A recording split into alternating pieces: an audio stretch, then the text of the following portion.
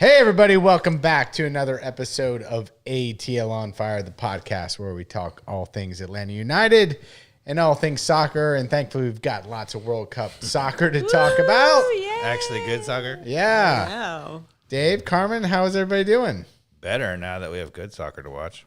Carmen, talk to us. You got your U.S. jersey on? I do. I am loving this World Cup. I can't even lie. I am. Yeah. I feel like I've watched like I told you, I've watched pretty much every single game until I fell asleep during the. Is US this the game, best World Cup ever, Carmen? I don't know about ever. I haven't compared it, but this is a lot better than I thought it would be, and wholly enjoyable. What would make the World Cup better if we could go to more games? That's anybody pretty could much afford it. to go, I know. yeah. That'd be great. So why do you think it's so good? I mean, I don't know. I think it's. You know what? I think it's because I thought it would be a bunch of blowouts and sort of boring in this first round because of the 48 teams, and there haven't been that many. And there have been a lot of blowouts compared to historical. Well, that you thought, though? But not like, there was the one big blowout, which was Germany versus Curacao. Yeah. And that was really kind of it as far as the But expected. there were a number of teams that hung a 5 or 6. I guess. That's a big number. Yeah, like soccer. today, who hung a 5 or? Oh, Senegal beat, Yeah. who was it? Iraq. Yeah. 5. So there you go. There's definitely some of those. There's some of them, but I just thought, a Cape Verde, what? Really? This is it's exciting. That's I good. don't know. They're in contention. They're in contention. So They got to win. So what makes this Actually, World Cup the timing. best? I tell you why. Ooh, tell us. Because it's in the U.S. That's it. That's pretty much The it. stadiums look fucking great. Yeah, everything looks amazing. I mean, we went down to the Cabo Verde, Spain match. And Mikey Dobbs almost started a riot. I did. I got Cabo Verde. Verde. Yeah. If you were in the stadium and you heard that. That was Mikey That was Dobbs. Mikey Dobbs. Yeah, and you're that little welcome. kid that wanted to start a fight with you. Was there a little kid that was upset? You don't remember that? You were remember he mean mugged you as he was leaving? Oh, did he? Yeah, you enjoyed it actually. Yeah. But even though you don't remember it. That's funny. Well, I did get a good nap in. I got assaulted by a little kid, huh? Yeah, he was mean mugging you. Good for him. He should have cheered for Spain a little harder then, I think. Yeah. You That were was- not happy about the Spain. I thought fans. the Spain fans were literally the weakest. They should be very ashamed of themselves. I mean, if they're trying to go for the 2,500 pass record, congratulations. They did it. Because they did go 2,500 passes without a World Cup goal. People. But I mean, I don't know. I was going down there expecting the culture of the chants, and it's just the Spain fans were an absolute disappointment for the World Cup experience. I was expecting as a U.S. fan. I would have totally gotten behind them if they had that's my. You point. were ready to jump on the bandwagon. I was ready to jump on the bandwagon, and they gave me nothing to cheer about. So when Cabo Verde put up a fight, I go for the underdog. Fair. Absolutely. Well, the That's longer what it went, you had to go Cabo Verde. Yeah. Did I kick Longer that was little kid in 0-0. the shin? I Did I do anything? No, you did not. Oh, okay, good. No. Probably for the best, but maybe you should have learned a lesson and start cheering. There was only one little period where they did any sort of chants. Yeah, they didn't do a lot. Okay. Oh, Uruguay had a chance there. Yeah, we're watching the Uruguay-Spain game live here as we get going here. And let's talk our sponsors first, and then we can talk about what has to happen in this game. Okay. All right. Sponsors, let's thank Wild Heaven Brewer. It was just up there earlier with Nick and the crew. Nice. They've got some new kind of one-off beers that they're brewing. Okay. They've got a 250, they call it, which is like a red kind of, Is that for our 250th anniversary? I don't know, it's a very weird No, but it's the name 250 for our 250th yes, anniversary. it is, yes. Well done. And I don't want to describe the beer wrong, but it's absolutely delicious. Try Very the American. 250. Okay. No, it's more of like a Belgian, like lager, and I don't know. It's delicious. There are no words. It's so irony. good. I'm probably getting that all wrong, but go give it a shot. It was good anyway. It's delicious. Yeah, so Wild Heaven here in Avondale Estates, Toco Hills with Fox Brother Barbecues, and on the West End, where they now have Eats, by the way. Did we know that, right? They revived Eats. Did they No, really? I had no didn't idea. know that. How did I not, drop this bomb on it? What? So Are we going after the game tonight? I'm a total failure. a sponsor. Yeah. Pretty much. We are going after the podcast. I guess we all are So because I'm like, Uber, let's like go. literally Eats that used to be on Ponce. They Yes. purchased everything. They have the same staff, the same booths, the same. I don't know all- what's going to yeah. happen. Let's see what Whether I happens. get another game or not, I don't Yeah, top left or right. Yeah. Which one? I don't know. Danny Rojas is in the top. Just like back in Guadalajara. Yeah. You see? Okay. So anyway, Eats Oh, boy. is basically reinstalled in the Wild Heaven location on the West End, and all of the same food, same menu, everything is exactly the same. Nick wanted to keep it exactly the same, and so they God really, bless Nick. yeah. So And the Wild Heaven folks. he kept an institutional Atlanta restaurant Yes. alive. I need details. Yes. Like he just bought Eats and moved it, or like Or is it still the Eats management, like selling their food and thing? Or did Wild Heaven now own Eats? Do you know? So all I know is Nick bought all of the equipment, all of the stuff, and the same staff that ran it Even the same staff? has come over. Like the people who are cooking the food have all. So it's You know, trying to be like the replica. this So day I and don't know age- about like the ownership and all of that in stuff. this like day and terms of- age of all the yes. cynicism and all the terrible things, Yeah. that's a beautiful thing. It's a beautiful thing. Oh, yeah. That man. makes me so happy. I'm in. Let's go. So there we go. That's where we're Wild going Heaven. afterwards. If anybody wants to hang out with us after the podcast, we'll be there.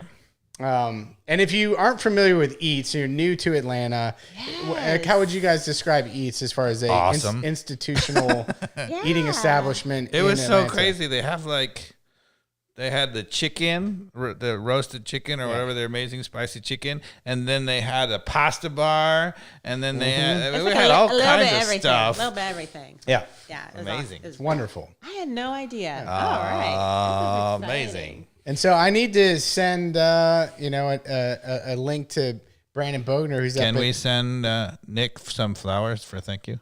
oh yeah. If he sends us another keg, Okay. we're due. We're That's due. true. We're due It's some time for sponsorship. our next World Cup keg. World Cup keg. So yeah, Brandon Bogner, who runs Wolf Mountain Vineyard up in Dahlonega. He's a huge soccer fan. Yes, he is. So he's been tuned in. We've been texting a lot. Go visit the Bogners up in Dahlonega. at Beautiful time Wolf to go Mountain up there, That's get a some great wine, point. watch And a how World about Cup. June in Atlanta? How about this weather? It's a great time to get up there. Gosh, it can't get much better than this unless you had a working Achilles. Well, now it can get much better than this if Uruguay can beat Spain. Yeah, what happens if Yeah, that what- happens? If Uruguay can beat Spain and Spain does not top the group, they can send Spain to the other side of the bracket. Spain is the dominant, the favorite in our side of the bracket to go through. They would be the likely quarterfinalists for us. Oh. But if Uruguay, who has to win, Uruguay only has 2 points. Oh. Right? Even a draw doesn't guarantee anything. They have to win to guarantee to go through. Oh. So, and they're a good team. Where is France stacked up right now? France already won the group. What do you So mean? are they, not this. I'm group. saying which side of the bracket are they on? Oh, they're on our side of the bracket, but we don't have to play them to the semifinals. Okay. You're going to have to play somebody good eventually. If we get to the semifinals and lose to France, I'm all right with it. Yeah, I mean, let's go. No, It's all. I'm not all right with that. I want to win. But it. I Well, want the it's- bracket to open up. I want it to free and yeah, clear. It's not all right. I'm just saying it's Right, If we I'm make with it you. there, then I'm it's with you. destiny. I We're gotcha. gonna kick the crap out of France. So Uruguay, come on. So Let's go. How about it, y'all? 17th minute. I don't know that I was the most optimistic person for the United States going into the World Cup. You guys owe me Group D. apology for months. I'm still not. Hold For on, I'm not months. apologizing. I still am not apologizing to you. Forget about it. Yeah. Whatever. Well, I won't apologize, but it is better than we thought, though, Mikey. Yeah. You have it's to a admit lot, to that. But You guys had it as Pochettino was reeling the team right into the ground. You were with all that bandwagon who was like, Pochettino's ruining the team, doesn't know what he's doing, and blah, blah, blah, blah. And I said, relax, people. And I think we have definitively shown, even if they were to lose in the next round of Bosnia, that it was not the case that he had ruined the team. Wait. What I was think the last that's- thing you said? Even if we lose to Bosnia? Oh, no. Yeah.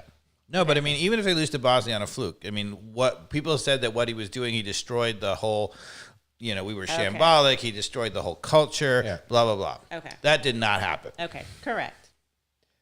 All right.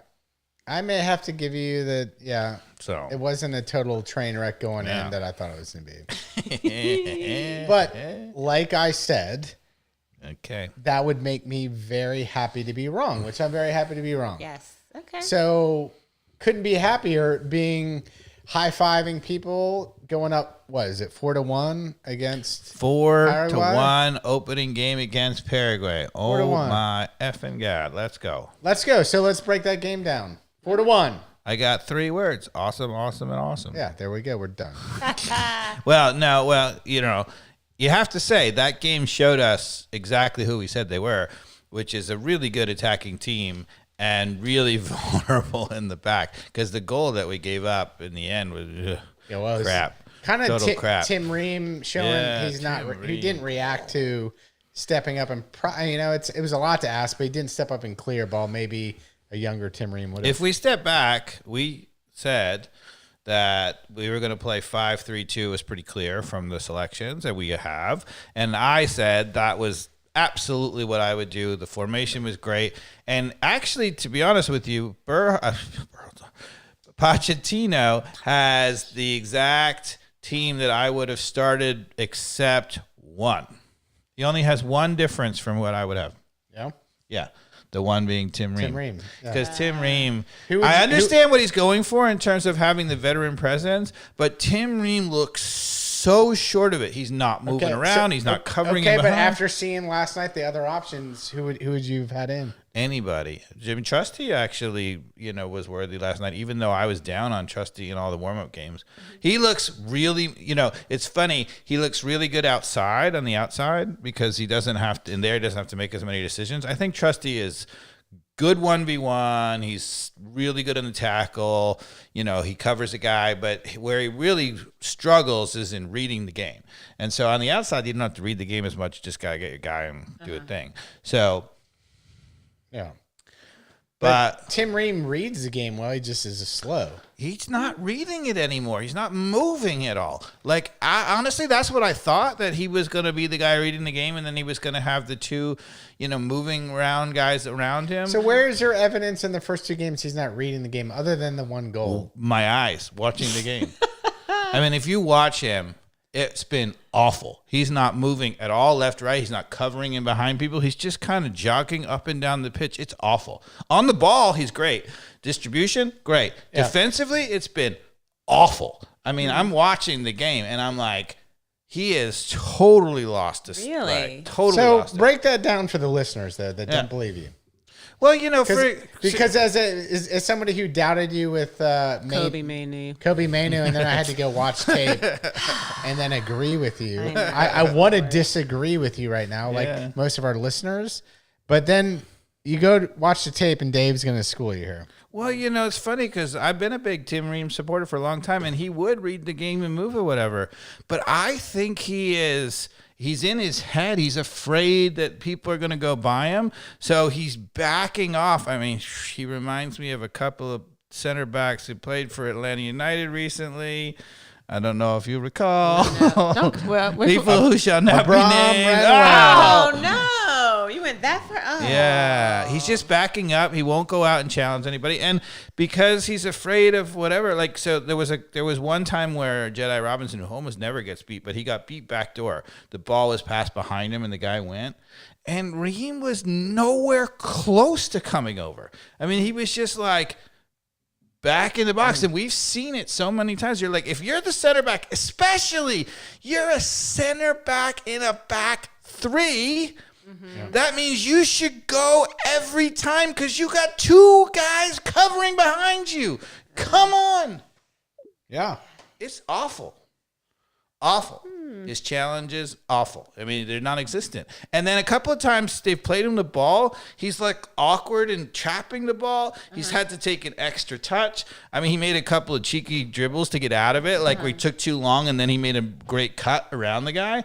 But you're going to get away with that with our group. You are not getting away with that against a good team in the knockout phases. They're going to strip him of the ball. If we lose in the knockout phases, that's going to be the reason. 100%. Just Tim Ring. So but we because the other thing that you notice is that Freeman and Big hair? from Crystal Palace, Chris Richards. they know it and they are overcompensating for him. So Freeman on the I think in the goal against in the first game against Paraguay, Freeman came over early, and they went back to his guy out wide. He was, and you would say, well, that was his guy. He was responsible, but he was so worried about Reem getting beat. He came over way too early. Yeah. He just bailed out on the whole play. He was like, well, I got to stop him from scoring, and then they passed to the open guy. Can we talk about the joyous goals that we had during let's have a little fun.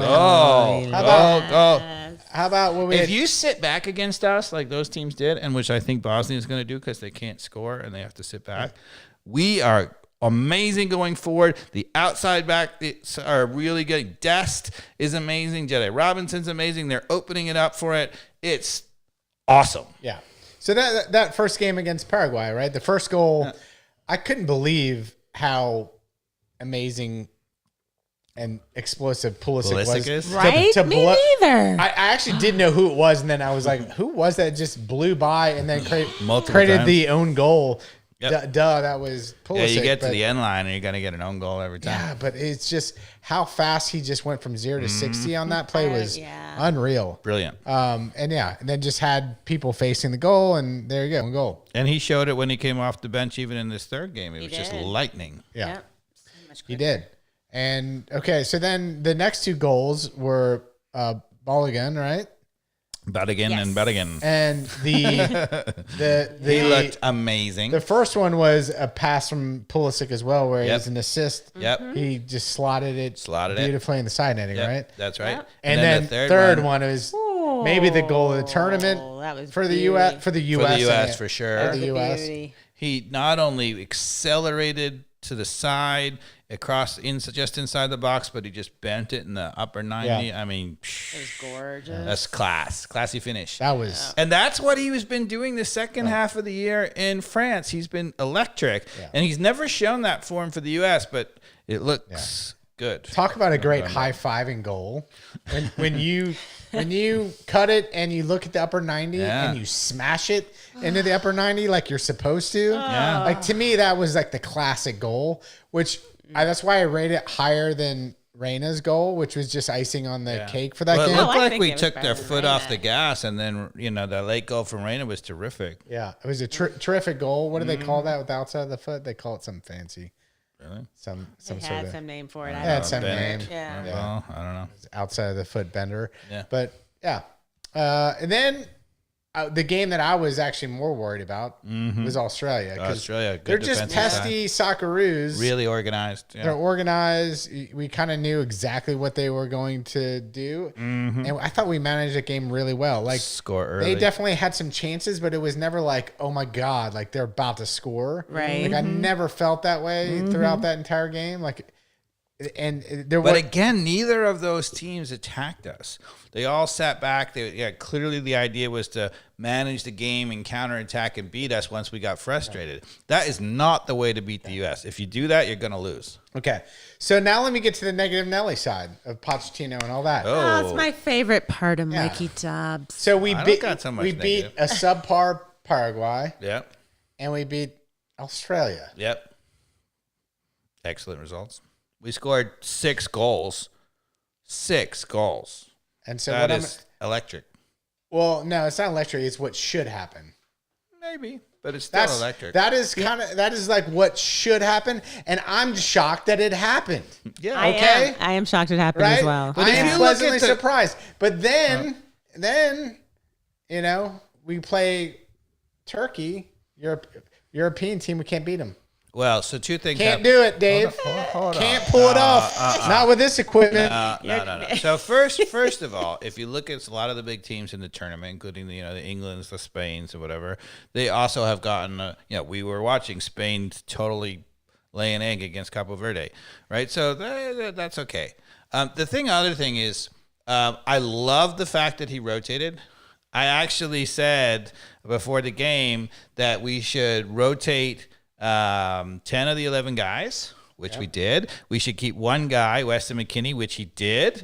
We should change the formation. Technically, he kept Pepe because he was a double forward. Yeah, but he's a game. We should play 4-3-3, which he did.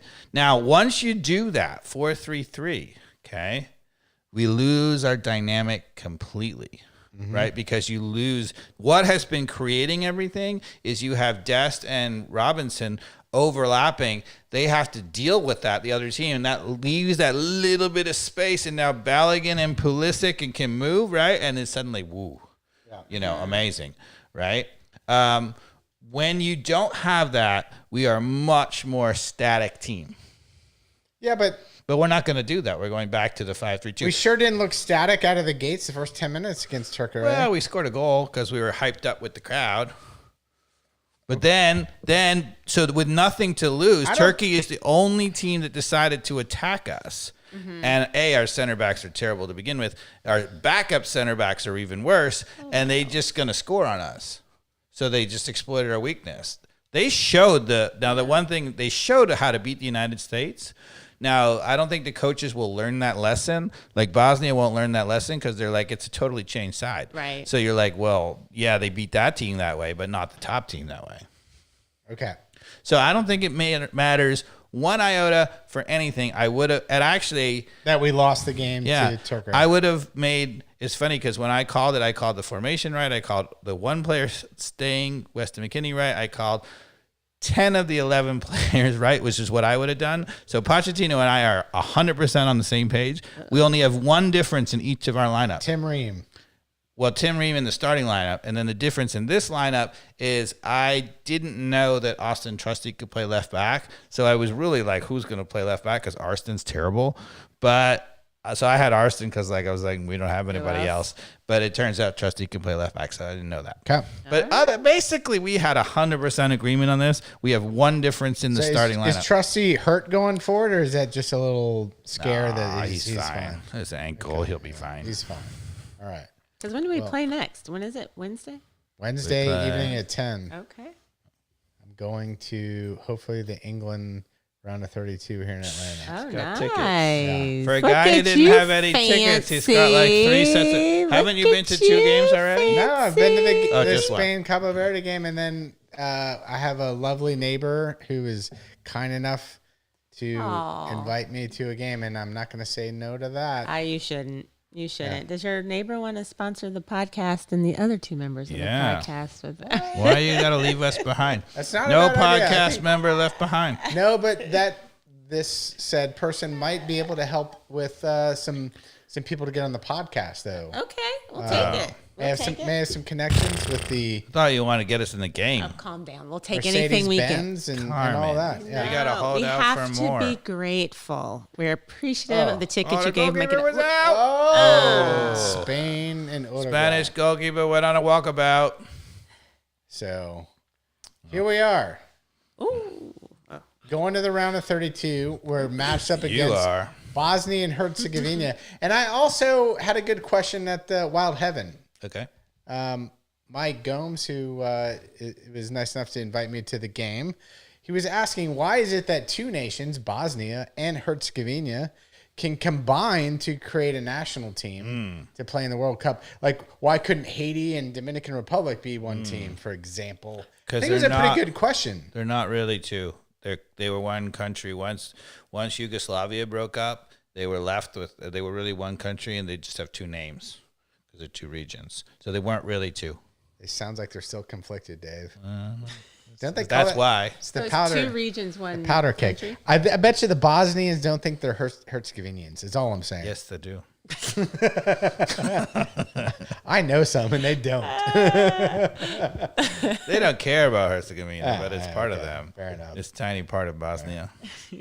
Anyway, that's why. But the good news is we're going to kick their ass. It's actually interesting if you want to have that argument, why they allow the UK to play together in the Olympics, but then, and they do play together in the Olympics, which is kind of crazy because they hate each other footballing wise. If you were Scottish. You are never going to play for the English national team. No Right. way. But in the Olympics, they're like, yeah, sure. Fine. I didn't know. I've never thought about The it. UK plays this one country. Now, Olympically, they're not so good. Maybe rowing. That's what they're good at.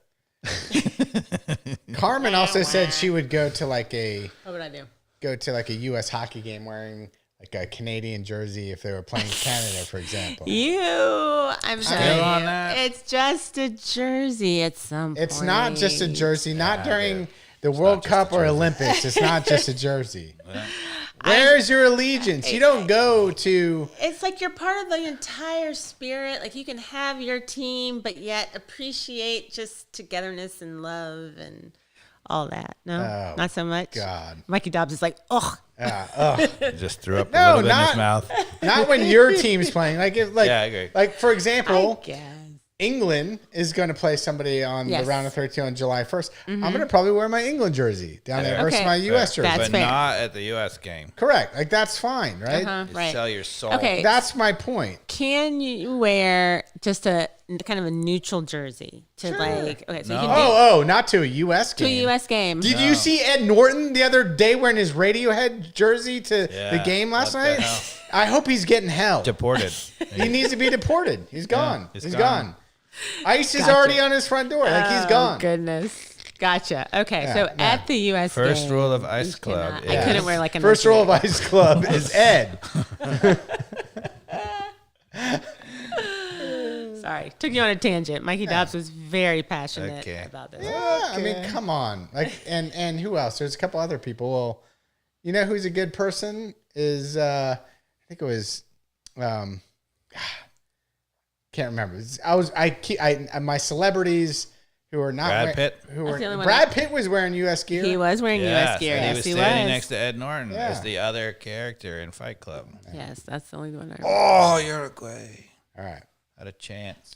So, Sounds like a Black Panther. Dave, what do we need to do to beat Bosnia and Herzegovina? Evidently the same country, but two different names. But how do we beat these two combined countries that are a powerhouse? It's the same game as Australia. Same game as also. They're going to play organized and compact, and they're going to sit, and you just play the same way. Where is the game, by the way? It's in San Francisco San or Fran. in Northern Yeah. California. Yeah. Okay, and I didn't even realize there's 5 games in that San Fran stadium. I somehow have missed any of the matches per se that have been played there. I probably didn't notice, but I didn't realize San Fran was one of the. So we're staying in the same time zone, which is an advantage for us. Bosnia was in Canada. They were playing against Canada and stuff, but we were playing in the same time zone, which is nice. So we played our last game in LA, and then we just stayed in California. Okay. So that's no travel for us. Let's talk a little. And I think we will stay in California again if we were to win. Yeah, on We the go West to the Coast at the 16. very least. Yeah. It might be Seattle, but we're definitely West Coast. Dave, what wine did you bring, by the way? It's Faust, which is like the devil, but it's an American Faust. So I was like, "We are the devil. I like it. Let's go." Delish. It's very good. I Very like rich. So, what's your prediction for our game next Wednesday at 10 p.m.? It's kickoff for the U.S. Bosnia and San Fran. So that's 7 o'clock Pacific time. I think you're right. Yeah. Okay. So we're gonna give up a goal because we always do. Our defense is terrible. I think we're gonna score 2. So I would say 2-1. I think ideally 3-1. Like we get a late goal, maybe make it 3-1, but probably 2-1 or 3-1. Okay. Carmen, what's your prediction?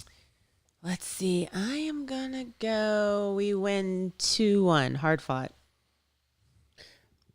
Very hard fought. Very original. I know. But it's true. I should Usually have when I gone try last. to That's how you get, you should. You know what? I'm gonna be different. So okay. Don't do it. You're falling Every into the time it Mikey happens, Dobbs I trap. know. Yeah, I'm gonna stick with mine. Yeah, smart. Yeah, I'm gonna stick. She's a lot smarter than you. Well, I mean, there's no way I'm going to go that we're going to lose, right? No. So Why if would I'm you say that? if I'm not going to go, we're going to lose, Okay. which would be just like a pessimistic viewpoint. Fair. Very on Mikey Dobbs. But also, we are better than Bosnia Herzegovina. Like They beat Italy. Sure, they did, but even Italy, they don't deserve to be at the World Cup because of that. Yeah. And And we're in America. yeah, And we're in America. America, hell yeah. And we're in America. San Francisco. Yeah. And there's going to be a great crowd. Mm-hmm. The team, I think it might be a good thing that we can now have a little bit of an edge seeing what it's like to be like, okay, that's what it's going to be. Like if you lose in the last 90 seconds, you're out. Right. You're done. Right. Yeah. Like that's what it's going to feel like. Sign, yeah. That's a shot over the bow. Right. So my prediction is 4-1 US because I think we're coming. Whoa. I think we're coming with the same attitude. I think that same core team they got something brewing. Yeah, but Bosnia is a way better defensive side than some of the teams we played already. So 4 goals is a lot against them. Yeah, but here's the thing, Dave. I've watched a lot of the attacking teams.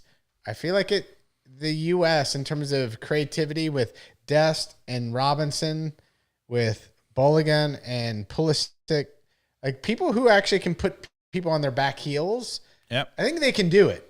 Oh yeah, over and over again. Absolutely, we're good for 3 goals a game for sure. Right, so it could be 4. As soon as you score 3, you could score 4. Exactly. So that's my point. Like, do you get that last 4th goal, which is instead of being negative, I'm going to just go with that 4th goal, 4-1. Okay. Oh, Sorry. we got some. Sorry, my bad. What did I do? Man. Okay. Got news. Don't want At that. least it was soccer news. Yeah. Yeah. So are we? Anybody revisiting their prediction? I had U.S. in the quarterfinals with a decent chance at making a semi. I think you guys had 1 round less. I definitely had at least 1 round less. I think you and I said round of 16, right? think so. And I had quarterfinal. Are we revisiting? Who would we play in the round? Do we know that at all? I mean, We would right now, as things stand, we don't know. But right now, we would play probably Portugal. Okay. and look, if we made it to the round of 16, I'm still stoked. I think if it held, we would beat Portugal.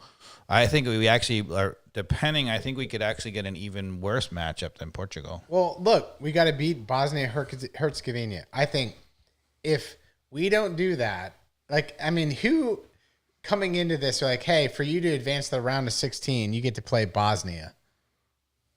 Please sign me up. I would take that. Oh yeah, for sure. Please sign me up. Any day. Yeah, they beat Italy to make it here. I will take that matchup any day of the week. And I also feel like, yeah, we kind of match up well against them to some degree in terms of our style. So, that was awful goalkeeping. Oh, no, I don't like awful That was like the worst Spain just goalkeeping scored against ever. Uruguay. Ever. Ever? And he's yelling at somebody. That's what you have to do as a goalkeeper, Yelling just to at get it him. out of you. Yeah. You gotta That scream it out. was slow motion disaster. Sometimes you're hard on a goalkeeper. Let's see. I'm No, gonna no, be no, nice. no, I'm gonna no, be you're nice. gonna cry. Nope, I'm gonna be nice to this goalkeeper. Let's You're see gonna what's going on cry. here. You're gonna cry. That was. They don't even want to celebrate. That was so bad. The Spanish players are like, we accidentally kicked it towards your goal. And Okay, here we go. It wasn't your fault. Here we go. Let's see. It All right. was Out to the right, Out to the cut right. in, not even cut in. Lots of People sloppy scrambling, tackles. okay. Into the corner, crossed. Oh, Oh, man. not the best, but Yikes. I mean, basically the most basic save ever. Couldn't even push it away from the goal. Should have been able to do something. just grab it. Yeah. At minimum, push it away from the goal. Instead, didn't either, and just let it bounce off his hands into the goal. That's I mean, but he couldn't see. Maybe It wasn't even Oh, deflected. stop. he couldn't see Of course because he could that see. guy was in the He's- way. Oh, That guy right there. is this the coaching you're giving your son as a goalkeeper? Yeah, No. There's some accountability on this one. Look at the Uruguayan fan. He's like, "Are you kidding me?" Bummer. That's all probably right. it for Uruguay, and that's it for our opened up bracket. Because Uruguay has to win. Okay. Anyway, what I was gonna say is for our second round game, we would likely get the winner of Group K. So right now, Colombia. The second place team from Group K. Right now, Colombia is leading the group, and Portugal is second. Is Colombia on our side? Well, whoever finishes second is. So I don't want Colombia. Colombia on our side. has to They're play scared. Well, you have a choice. So Colombia has to play Portugal. Whoever wins that game is winning the group, and they would avoid us. I'm just saying I will take Portugal over Colombia if had to face a team. I think Portugal is by far the more talented team, but whether or not they've been playing well. I just feel like Portugal's flawed, even though, they have a ton of talent. When Cristiano is there, it kind of settles everything down. Oh, no. And, the fact that Cristiano Ronaldo scored a couple goals the other night. Yeah, but against a terrible team. Doesn't matter. He's, 41? Anyway, the winner. He looked pretty good. The winner of that. He looked pretty good. The winner of that game is winning the group. Now, to be fair, Uruguay losing means currently Cape Verde is through. Whoa! Is Cape Verde up? I missed it. No, they're tied. They're still tied. But they would win the group if Uruguay loses. No matter. I mean, they would be finished second, so they're automatically through. Yeah. So I personally would love to see Portugal win the group and Colombia finish second, and I would rather play Colombia than Portugal. Really? Mm-hmm. I would rather play Portugal than Colombia. Okay, whatever. I But can't that's our figure likely. out Portugal. One of those two teams is our likely. Colombia looked so sharp the other night. Like they were frightening. Like they just were so smooth. Like they're just strong up the spine. They were just passing the ball crisp, fast. Like the kind of speed that you want to see from any team. And it just seems like it's in their DNA. Where weren't you the one that's going on and on about our European jinx? Well, we still haven't never beaten a European team. Right. So why wouldn't we want to play Colombia then? Because we need to beat a European team. Now, does Bosnia Herzegovina count? Do they count as a European team? I guess technically now, yes, they do. They do. Uh-oh. I guess they do. So. They were in Europe. The Oh, great. So now I'm saying we're losing. We're losing. We're losing. They're like a semi one because, Yeah. I'm going to go. I'm changing my prediction. We win we go to PKs, right? So we go to PKs if it's tied. Overtime and then PKs. I say we win in PKs. Oh, curse you for that. I forgot about penalty kicks until you just brought that. Sorry, I know. You brought a whole dose of reality in. We were having a good time. I know. But They just stretchered Ugarte off too. That was Ugarte? Yep. Oh, crud. Oops. Oh, bummer. Oh, well. Oh well. Say la. All right. Whatever. So should we go through our? Now I want to take a hydration break. I want to ruin the flow. I'm going to ruin the entire flow. Are we going to talk about that? We got to talk about it now that you brought it up. Well, no, we are. The hydration break, though, is to talk about our CONCACAF friends, Mexico and Canada, our other two host nations. How do you think they're performing? Canada, I feel like not so great, right? They didn't win their group. I think Canada looks better than Mexico, though. I think so too. But Canada's not good, and Mexico ain't gonna lose in the Azteca. They get to keep playing the Azteca, I think, all the way through to the quarterfinal. Pretty much. They ain't gonna lose at home at altitude. That's what I kept telling you. They can play poorly and advance. Is that right? They get to play. They get to play on their home soil all the way. Well, it's their host, or one of the hosts. Yeah. We get to play on our home soil. Now, how's that work for Canada? Same? They get to play also through the quarterfinal, I think. No, but they lost. They lost. They lost that. So they didn't win. They didn't win their group. They didn't win their group, so they lost that. So that was afforded to Mexico and the U.S. because we won our group. Yes. Okay. Yeah. Well, the U.S. I think had a huge advantage because most of the venues are here. We couldn't go to either of those countries anyway, so we're special. Tough. So Qatar finally. Broke somebody's leg. Oh my gosh! Ugh. What did you think of that? It's kind of innocuous. Like I didn't think it wasn't as bad as people say, and then it kind of looked like almost a freak. It seemed like a freak incident. It didn't seem violent. They got a point. Did not seem violent. They also got their first point. As someone who's looked down at their leg like that guy did. They just showing the third place rankings currently. I think that's a broken leg. I know that look. Wait, okay. So the top one, so right now, Sweden, Ecuador, that was 8. So we were missing them talking. That must have been 4 are already through for sure, 100%. So those are the 8 left. 4 of them are going home. So right now, Senegal's going home. Really? Even after winning by like 5? No way. Senegal. That's what they just showed. I couldn't tell what the thing said. Yeah, it was without the sound. It's hard. Don't know. But they had Ecuador on there, and they pretty much said Ecuador was going through. Yeah, because Paraguay was right above them, and they have 4. And Senegal has 3. So that was absolutely accurate. So they were saying at the moment, the way it stands, not a single team at 3 is going through. Oh. Oh, because... That's not good. Yeah. Not good. All right. So right now, I mean, the loser in this group is not going through because Uruguay would only have 2 as the third place team. With Saudi Arabia at 2, they would be tied. One of them would be the third place team. Whoa, so Uruguay, if they lose this, they're not going through? No. 1, 2. They're out. Yeah. That's why they got to play. Oof. They got to play. South Korea has 3 right now. They're out. Bosnia has 4. They're through. Scotland has 3. They're out. Paraguay has 4. They're through. Ecuador has 4 at third place. They're through. Sweden at 4 is through, right? I mean, it's going to depend because the Belgian group is a big one. Oh, yeah. I forgot about Belgium. Yeah, the question is... Well, that's the bottom bet for the bottle of wine.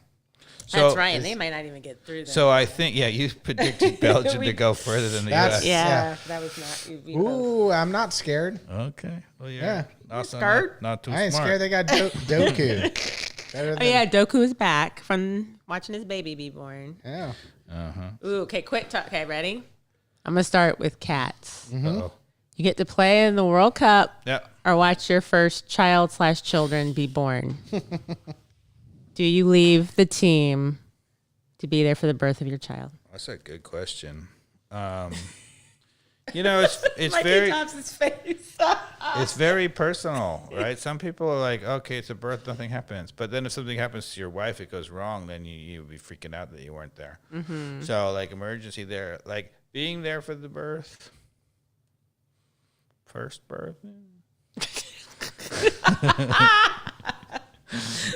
feel like we've asked this question before. I don't even need to We've ask. never asked this question. We've never asked this. All right. Leah knows my answer. Like, I'm going to the game. The way you said it, you're almost like, I had tickets. I needed to go. Yeah. I mean, He's going to the game just to watch the World Cup game, not to play in it. See, because I feel like I feel like the kid's going to be born. Kid's never going to know. I can't affect anything that's going to happen, That's right. whether it's to the baby or to my wife. So I'm leaving it to better hands. And Yeah, but if something goes wrong, what am I going to do? yeah, you would be there. To you would comfort be there and to for hold the moment. hands and stuff. Yeah. I mean, yeah, right. Well, I'm not going to live Anyway, my that's- life in fear. That's fair. You can live your life in fear. Fair. I will say there was another one. I can't remember what team. I guess he was on the Norway. So you're team. saying live your life in fear, be like, they're going to expect the worst. I think I told you that I think I would play too. Expect the worst. So And I agree I with think both of y'all's wives would say, "Yeah, go play in the World Cup. We got fair, this." And I think once you get the okay from your wife or baby mama, I think you'd Maybe be okay. Dave. Dave got the okay. He's in. Sorry, just had to ask. Go ahead. Sorry. All right. So, Oh, I had a chance. Oof. Yeah, so anyway, right now it's looking like at the moment nobody with 3 would likely to go through, but there's still groups to play. So a lot of it's going to depend on what happens in the Belgian group.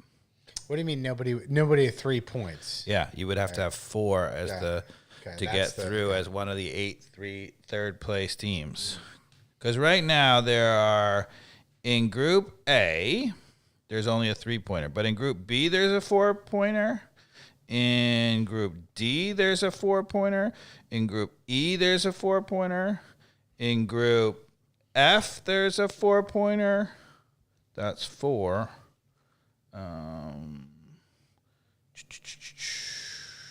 So right now, that's it. But there's one group at least for sure. There's going to be another 4-pointer.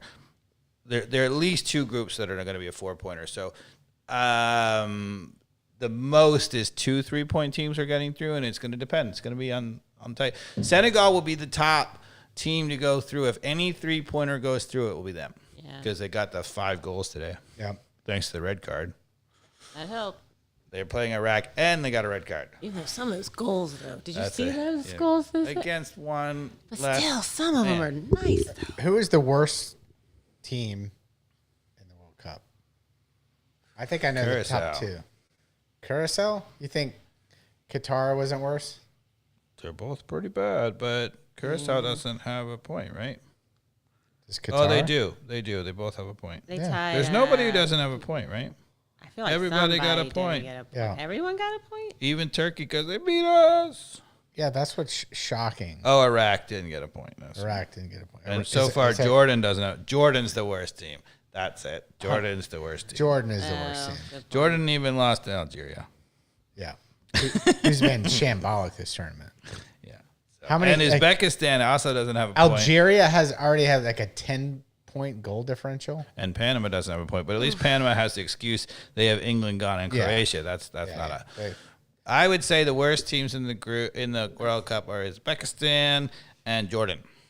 Yeah, Uzbekistan has a -7-point differential. Jordan has -3, but they have a game left. Ooh, who has -11? Oh, Iraq from today. Curacao. Iraq was awful. Yeah. But Iraq got a point. Curacao have Oh, the- Tunisia wasn't that good. Oh, no, Iraq didn't get a point either. They're pretty bad. How many soccer fields are on the island nation of Curacao? One. I'm being National Team serious. Stadium. I am being serious. There's one. No, there's probably more than one, but not Yeah, really. but how many soccer pitches are there? Because I looked this up for Cabo Verde, by the way. There's 11.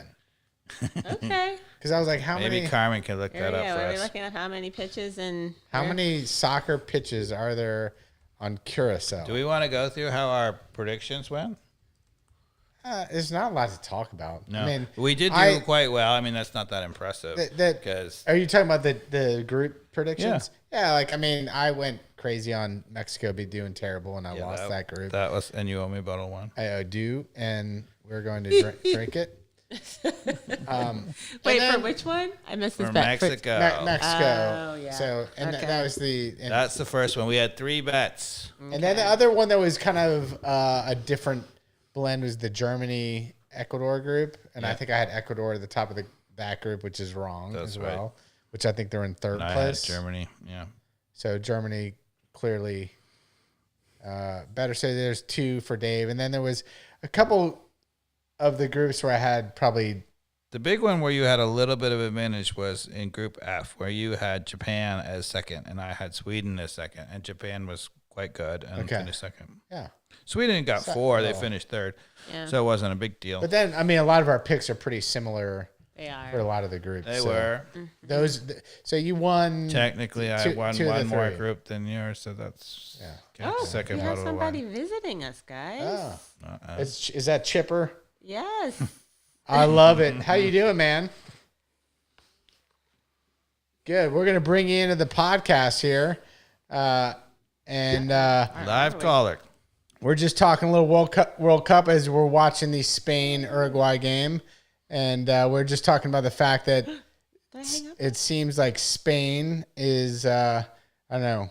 Did I hang up on you? All right, No, he's still Chipper's there. still there. How do I get him on though? No. Oh boy. Yeah, we can. Can you hear us? No, I All right. think, Oh, there he is. He's yeah. in the little corner. Yeah, but how do you get him onto the YouTube channel? You got to Yeah, Oh, yeah, yeah. there you go. Click that. That's this one. Boom. There we go. There There he is.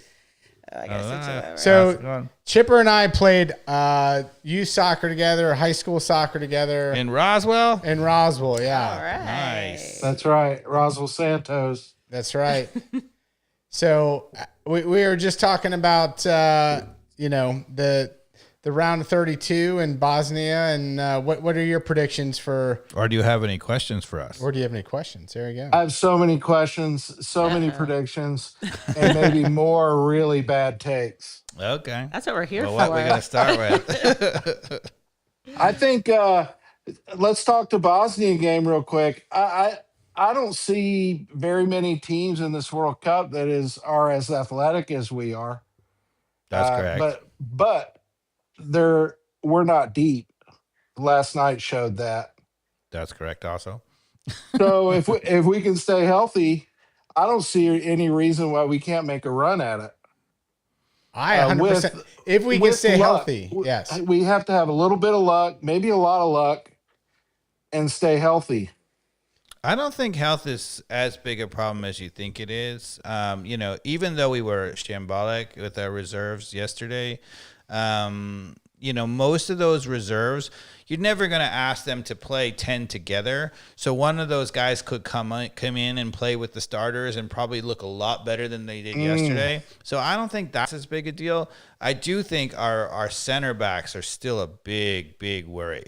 When we get against the really good teams, which Bosnia is not a good attacking team, right? They got Edin Dzeko still, right, as their 40-year-old striker. He ain't going to run by anybody. He might actually be slower than Team Ream. 40-year-old versus 40-year-old. Take it. Yeah, I feel like maybe you read a text thread that Mike and I were on last night, because I made the same comment. I made a bad take at halftime, and I think maybe half of America's made it. I wanted Bearhalter out of there. And it was because, and then Mike came in and said, "Hold on, he's got a lot of upside." And I agree with that, but we were asking him to kind of be the man in that middle back, or defensive mid, and he's not ready for that. But No. so that's what we asked him to do last night, and that's what you were just saying. Yeah. And so if you put him in, or any of those guys in, around our top 8, 9, 10, 11 players, they suffice. Yeah, I mean, I think that the one guy who is irreplaceable on this team is Tyler Adams. We've said that from the start. And, he didn't take a backup defensive midfielder. He had Roldan and Berhalter as the backups, and neither of them are a true defensive midfielder. He left Tessman off the squad because he thought he wasn't good enough, I guess. And I think the answer to that was, we were wondering, like, well, God forbid, what happens if Tyler Adams picks up something? And I think the answer is what you saw, is that we would go from a 5-3-2 to a 4-3-3, and it would be a different formation. Yeah. Yeah, I agree with everything you just said. I think Tyler Adams is such a beast. He's such an enforcer. He's such a leader. And really, I think, you mentioned a couple guys getting left off the squad because maybe they weren't good enough. I think that Poch looks at culture first. And I think he looked at the psychology in the locker room and made decisions off of that, because so many guys are equal. That's a really good point. We talked about a lot of that in the build-up, that he was playing these psychological games to try to build the culture. And, Mikey Dobbs, I think, was worried that he had lost it. And I was like, no, I think he's doing the right thing. And I think the answer to that question is that I think the culture is great right now, that the team loves to play for each other. They seem to be playing free, and they're also playing a much more technical, nuanced game tactically. So I think he's just got them, hey, who cares? Just go out there and do it. This is what I want you to do. Do your best. And I think watching Dest play is the best expression of that. Like, you can see Dest has a card to go out there and just play like Serginho Dest, and Poch is giving him that freedom, and that is like, that's the culture of the team right now. And I think, because Dest is such an amazing player. His defense is going to be what it is. He's just such an athlete, but where his bonus is man, he can take players on, and he's clearly got the card from Poch to go do that, and I think the rest of the team 100%. Feeds off of it. Yeah. Weston McKennie too. He's all over the field. Yeah. And that's just Weston. Everywhere. That's him on Juventus or any team. That's just who he is. And he clearly is matured a little bit coming into this World Cup, and just is doing it by just doing it, Yeah. It's funny because we always talk about, like, Weston McKennie and Pulisic look like Pulisic more than Weston McKennie down the stretch in Italy, where they both play all the time. They were, kind of dying a little bit. And So, one of the things that you're worried about is, okay, are they just exhausted and they're going to play poorly in the World Cup? And I think what you saw is they were literally just waiting to be home and in this environment, and then it just lit them up, and they were never going to be tired on home soil. Yeah. I mean, you look all over the field. Alex Freeman I had serious doubts about him coming into the World Cup, and he's been great. Yeah. I do think he's vulnerable to a really bad mistake that maybe we haven't seen yet, but that comes with his age. Yeah, Yeah. 21 years old. You're going to do Oh, that. But I didn't mean, know he was that they're young. giving him freedom to go all the way up the field. The other day I saw what might have been Alex Freeman. He was up like in the number 9 spot. When we were pressing, and it's like, okay, this is like nothing I've ever seen before from an American team, and He's got it's the Americans amazing. playing almost like a club team, which Pochettino, I mean, that's the 100%. credit. People said you couldn't do that with a World Cup team, and I think he's proven them wrong. Yeah, they're doing that in England too, is what I've kind of read. I didn't speak too intelligently about that, but I've read that that's what Tuchel or whatever that guy's Tuchel is a name different beast, because he's such a tactician. He's not a culture guy. He really does these things every game he plays to like neutralize the other team, which England is built for. And in the elimination games, they're not going to give up goals, and they're going to neutralize the threat, and they're just going to plod along. But they're never going to. That's not what Pochettino is. Pochettino built the culture to be everybody playing confidently. Go for it. It's a totally different thing. Yeah, we're like a bunch of sand gnats. we're not going to give you the space to do what you want to do. No. I mean, I think I've rarely seen a team counter-pressing the way the U.S. is as a team, almost like a club team would. It's very hard to do in a World Cup team because you just don't get a lot of time to train it. Mike, what does that do with it opening it up, or how does that press open up a counterattack?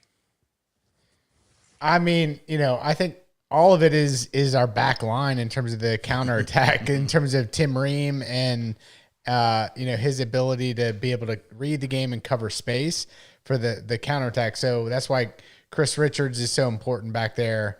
No, but I think he means in creating counterattacks through our counterpress.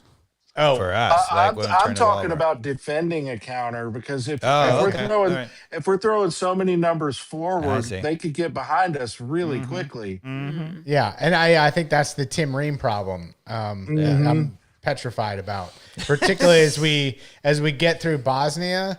I think is Poch going to make? And we were texting about this. Is he going to make the logical decision that he's got to take a risk and put in maybe a less experienced Miles Robinson or McKenzie or whomever to have a little more speed and be able to read the game, which I think at that point we're going to have competition that's 1v1 against a Tim Ream that is just, it's going to be way too much. I mean, could you imagine killing Mbappe versus Ream? I mean, it's just the other thing that's been interesting is you would have thought that if Tim Ream was playing with Richards and with Freeman, that Ream would be the center guy with the cagey reading and whatever, and the two guys would be next to him, the quicker guys. That's not how he's been playing the left of the back three. Yeah. So that's, I think, even more of a problem and a little bit of a head scratcher. Like, why isn't he playing the center? Yeah, I think he's doing it because he thinks Richards can cover more or whatever, but that's where I think like Pochettino is smart enough to know, like, once you start getting matchups with Mbappe or Lamine Yamal or whomever, like, Ream's got to be off the field. Yeah. Like, he just has to be. I thought maybe one of the things he was thinking about in this game is not only with all the change just to keep everybody healthy and rested, but he was looking at any of those guys ready to start in place of Ream. And I'm afraid the answer was no. I mean, none of those guys, probably Robinson was the best of the center backs yesterday. And Trusty was good, but he was good on the left.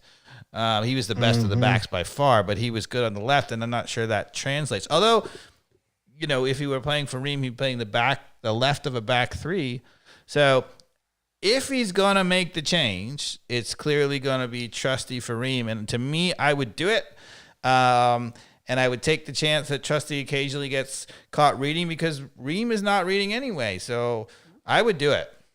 Like in this next game, you would do it? Or Yes. Okay. In knockout phases, I would say, thank you, Reem, for guiding us into your veteran presence. And now you hand it off to the next generation to get us to the semis.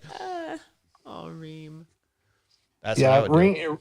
Reem definitely brings a presence, though. He brings in experience, and maybe culturally, I think he probably calms the players down a little bit. Sure. But I'm sure if you and I can, or if all of us can see what you just said, that the guys around him know it too.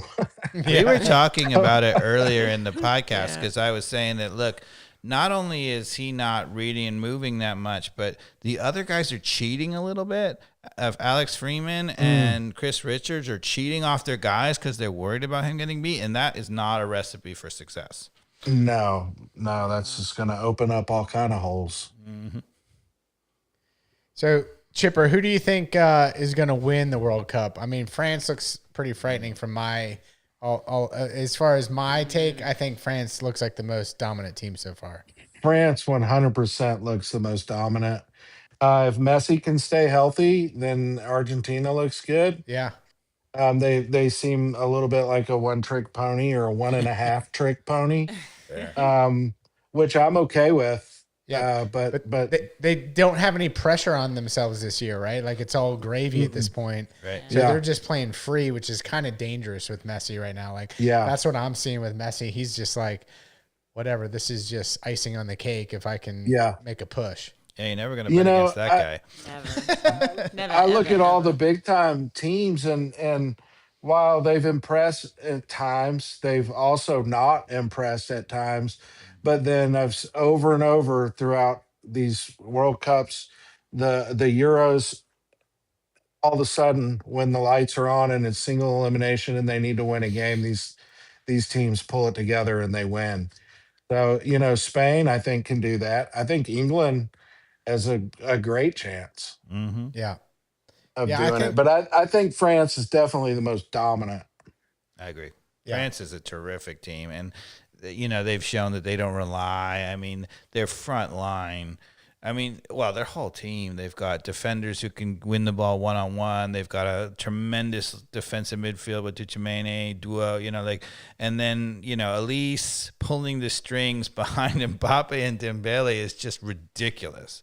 That is a team. That might be one of the best teams to grace the field for a long time in a World Cup. And I at the moment, it looks to me like they're going to win it going away, like not even have at a canter. It seems that way. Yeah. I would agree with it. Luckily, I put all my money on our neighborhood bet. They've hardly broken a sweat, and they just turn a gear and boom, bye-bye. Right. And they've had a tough group. It wasn't easy at all. So, yeah. Because who's in their group? Norway, Senegal, and a random team? Yes. I'm making that up in my head. Yeah. Okay. They had a terrific group. What do you guys think about the expanded field in this year's World Cup? Well, I mean, I think it's all about the money on why they did that. Of course. But we were saying at the beginning, I was surprised there weren't more. I mean, there were some blowouts, right? There was Germany, Curacao 7-1. Today there was a 5-1 against Senegal, Iraq. But Canada scored 5. Both of those are in red card right. situations. Canada, Qatar, red card situation. Right. Yep. But I thought that there was more competitiveness from some of the teams I thought were totally shambolic than I would have expected in terms of Cabo Verde, which we went to the There it is. Cabo Verde game. Cabo Verde. But those teams they also sat back and played a low block and kind of made for boring soccer. Like DR Congo did the same thing. So I don't know that it added a lot to the World Cup, but I didn't hate it either. I also here's the thing that I liked about it the most: the 48 teams. Holy shit! I mean, anytime we turn on the TV, there was soccer. It was right? so That was the best part. A lot of games. It's like there's been soccer nonstop the last couple many weeks. games. I'll take it. To me, that's a win. Is a sucker for just more soccer. Yeah, and to think we used to have to go to the video store to get videotapes of World Cups in the past just to see it. So true. So true. So Chipper, what other questions you got for us? Dave's my soccer aficionado that all the questions on the text I think would be good to throw his direction. What do you think about Tom Petty? Oh, that's a good question. Tom Petty. Yeah. You mean in the Heartbreakers? Yeah. There you go. We're gonna assume that's a you think he's great like everyone else. Yeah. That's the right answer, Dave. Good answer. Good answer. What is Potts gonna stay with the U.S. team or is he gonna move on? That's the U.S. trying to say that, we made the effort or whatever. There is zero chance that Pochettino is going 4 years before another competitive game. No chance. Yeah. Yeah. I loved his response in the press conference last night, basically saying, you guys are asking me this when really we just won the group. Like, what are we talking about here? Yeah. Yeah. Very true. What else? Go ahead. Go ahead. No, go ahead, Mike. No, I was gonna say, yeah. So who would be the next coach if we could, Oh God. So because it's four more years, right? It's a little premature. Is it premature though? That's like premature. how soon do you need a new coach? Let's see. 2 years from now. 2 years from now. So it doesn't even matter. Doesn't matter. All right. What about Michael Bradley? Just follow the bloodline, right? Wow. I say that. He's done well so far in MLS in his debut season. I don't know if you know this, but I coached in Princeton and I trained Michael Bradley a couple of times. He played with my team. Oh yeah. Yeah, it's good. Where at Princeton University? So he was actually already. This was the Princeton club team I was coaching. I was at Princeton University, but I was coaching the club team. He was already playing in the residency program in the U.S. national team back in the day, but because we didn't have a lot of great MLS club systems. So all of the national team players used to be sequestered at 17. It's totally nuts. And they always used to be in Florida permanently training basically as a 17-year-old club team almost. Right. And he was on that. He was in the residency program. He was training there. But so he was the same age as my team in Princeton. But then in breaks, he would come home to see his family who was in Princeton because his dad was the Princeton coach and still lived in Princeton even when he was coaching in the MLS originally. And so he would come back and he would train with my team in the winter. Yeah, very cool. Very cool. So that is a good question coming off of that. What is the legacy of Jurgen Klinsmann with the U.S. national team? I know he's been credited a lot with trying to help the way the youth soccer is developed in the U.S. Is there anything to that, Dave? That's just what I've heard. He did two things, really, maybe, that were big. So first of all, he made that incredible decision. He left off Landon Donovan in that critical moment. And that was a sign for the World Cup team that, look, nobody's above the team, and we're not just going to take stars along. We just got to try to have the best player and have the best team. The other thing that he was adamant about, all these players were like, okay, I'm just going to play in MLS and be a star, whatever. And he's like, no, go press yourself and play in the Champions League. And if you look at Pochettino's team, it's not an MLS-based team, which we could have been. And I think you got to give Klinsmann some credit to that. He said to the American players, go play in Italy, go play in England, go play in Spain, and be in the Champions League. Yeah. Yeah, I agree with that. And Mike, I'm with you. I never really followed up or, vetted anything that I read about it, but I know he was a big proponent of, hey, there's got to be a lot of changes in America for, America to catch up in the youth system. Yeah, and it feels like that's like a huge uphill battle with the pay-to-play system that we have. And so I'm sure that, while he may have done a couple things, I think that's still our Achilles heel, even coming out of this amazing World Cup. Also, what do you think that this is going to do to MLS and to soccer in the United States after the World Cup's over? Nothing. Nothing? You don't think it's going to do much? I think there'll be a bump in some fandom. Yeah. But I think that people will get bored of it. Do you I'm think? being honest. I'm going to disagree with that. I actually think it's going to be a huge impact, but not what you're thinking. The impact is going to be on players from around the world That's what I being think. much more willing Sure. to play and come and play in these stadiums and be. They're like, because they used to be like, America's a backwaters of soccer. It's not Nothing real. That's There's what I no was about to say, fans. And yeah. you come here, you see the stadiums, you see the fans, you see. Because a lot of these people still have the idea that in America they're going to want to just kick the ball forward, and that's the only thing they're going to cheer for. And if you pass the ball back, they'll boo you. But this is not that. That's not America anymore. Yeah, I can get on board with that. I'd never considered that angle. Yeah, I think it's hard for us as we are the outliers too in the U.S. who grew up playing soccer in the 80s. You know, that love this game, that we just take it for granted that like we see how this game is progressing. But this is really for a lot of people who are even kids and parents of those kids who are into soccer, you know, cheering it on. And then all these countries, the 48 or, you know, let's call it what, 45 countries that are here in North America, right? That are experiencing these stadiums and the vibe that's here in terms of, I mean, these stadiums that we're hosting these World Cup games at are like, and look at Qatar, like what they built with all of that noise and nonsense, and what we already have here that was just like, that's a part of our infrastructure. That's not Qatar's like, you know, basically ghost town. Yeah. Like Right. this is like where sports is played nonstop right now in the MLS and NFL and all of that. And I think there's going to be some recognition of that creates some momentum for a player that is 28 years old or 30 years old that otherwise would have said, okay, I'm going to transfer to another team in Europe. Or they may be like, you know what? I still got 4 good years of soccer in me, and I'm going to bring that quality to the MLS. Like, I think that's going to happen. It's also going to be some younger players who don't have a path through, and they're going to see the U.S. as a path, right?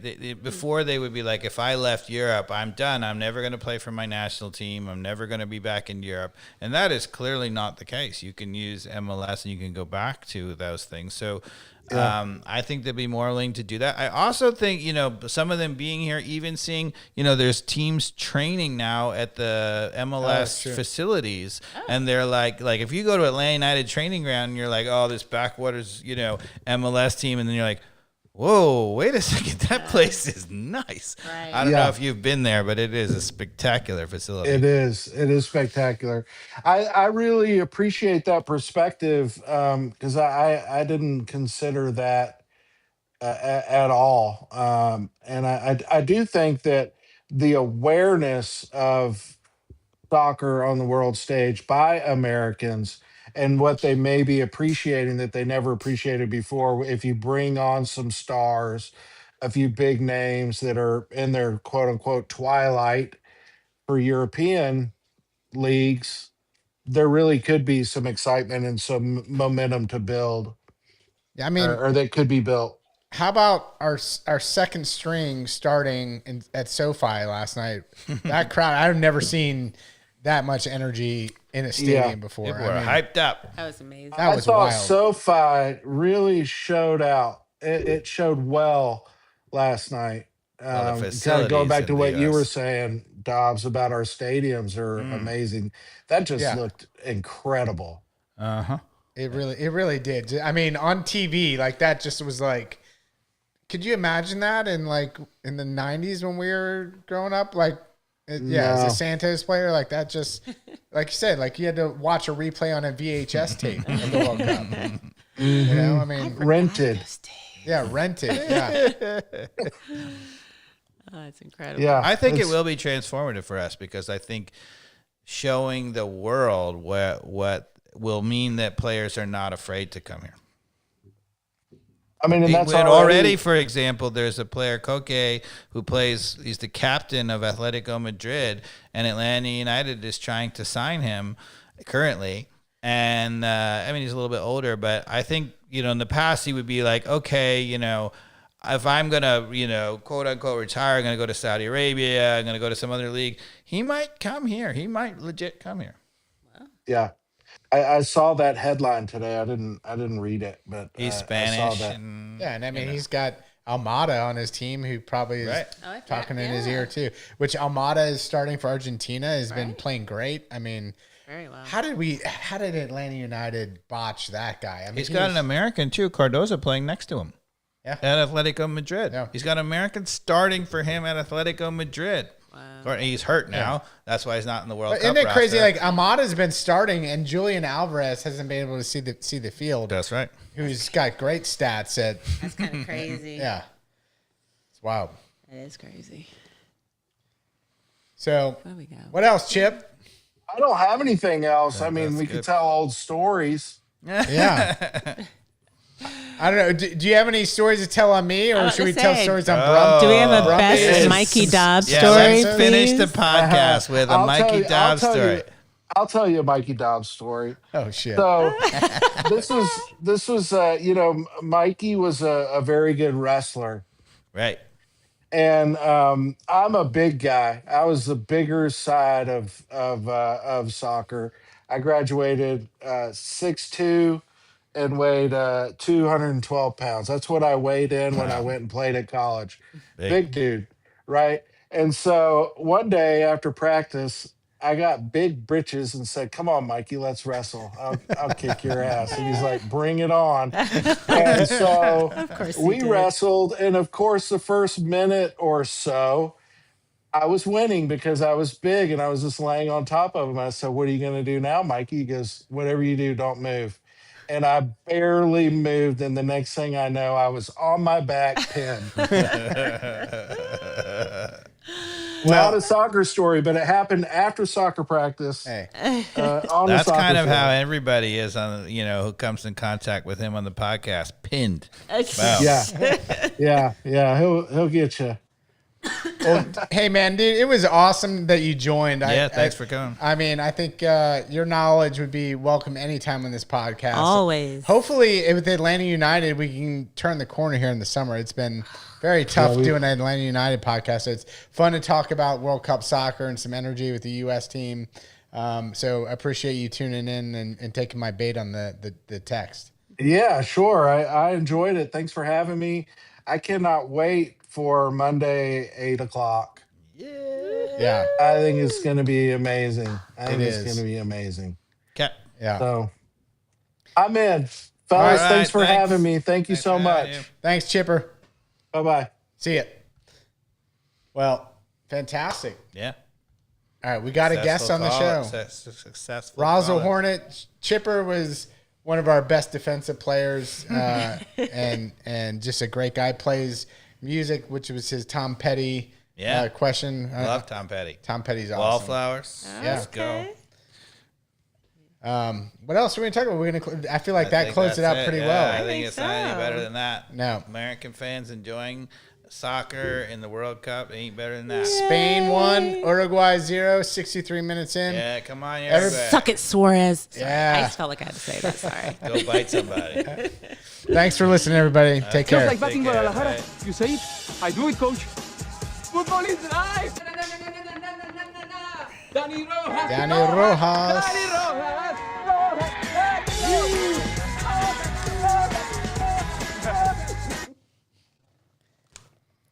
All right. Excellent. Who's coming with me to Wild Heaven? Who's Heat? coming?